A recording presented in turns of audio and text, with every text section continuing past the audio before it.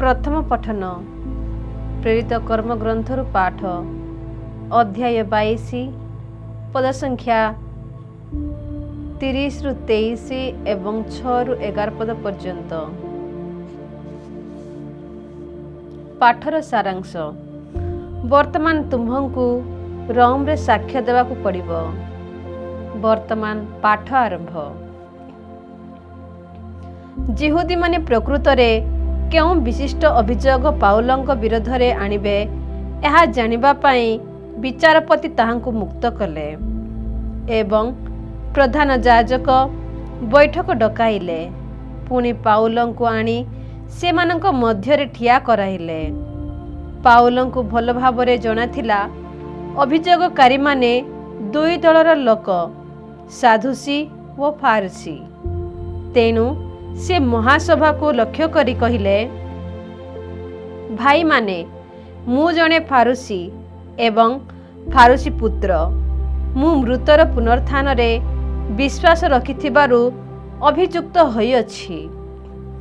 एहा कहिबा मात्रे फारुसी व सादुसी मानक मध्यरे दलभेद सृष्टि हेला। कारण सादुसी माने पुनरुत्थान, आत्मा व दूत मानक संपर्क रे विश्वास करती नाही। अन्य पक्षरे फारुसी माने ए सबु तथ्य रे विश्वास करती। गलमाल नमस्व बड़ी उठिला। तेणु फारुसी दलर शास्त्री माने ठिया होई प्रतिवाद करी जोर रे कहिले, एहाठारे आमे कौनसी दोष देखिबाकू पाउ नाहु। ताहाकू आत्माटीए किंबा देवदूत एहीपरि करिबाकू प्रेरणा देई नाही कि? परस्पर भितरे क्रोध अधिकरु अधिक तेजी उठिला। तेणु विचारपति भाविले से माने निश्चय पाउलंकु विदीर्ण करिदेबे। एही भयरे से सैन्य पठाई पाउलंकु दुर्ग भितरकू नहीं जिबा पाई आदेश देले। प्रभु पुनश्च पाउलंकु दर्शन देई कहिले, जेरूसालेम रे तुम्हें मोर साक्ष्य देई सारिछ। वर्तमान रोम रे भी तुमंकु अबिकल ताहा ही करिबाकू पड़िबो। एहा प्रभुंकर वाक्य। परमेश्वरंकु धन्यवाद। साधु जहनंक लिखित सुसमाचार पाठ अध्याय 17 पद संख्या 20 रु 26।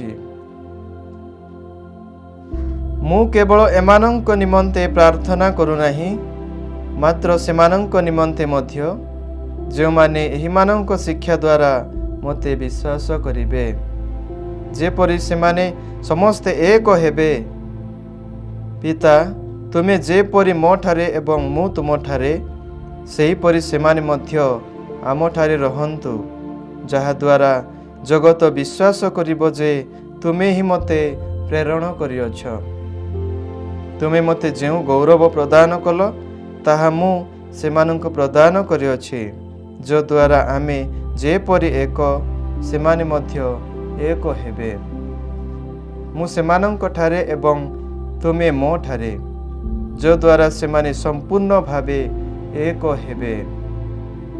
ताहा हेले जगत जानिबो जे तुमे मते प्रेरण करिअछ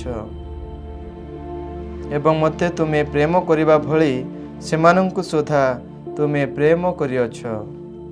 हे पिता, तुमे मते जेउमानंकु प्रदान करिछ, मोर इच्छा मु जेउठारे रहे सेमाने मध्य मो संगे सेहिठारे रहन्तु।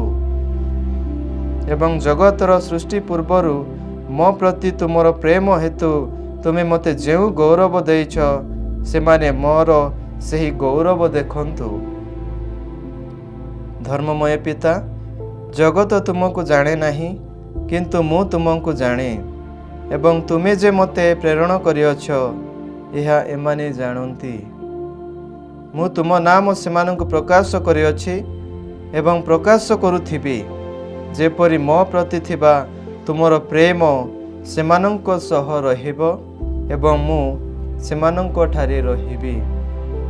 प्रभुंकर पुण्य सुसमाचार।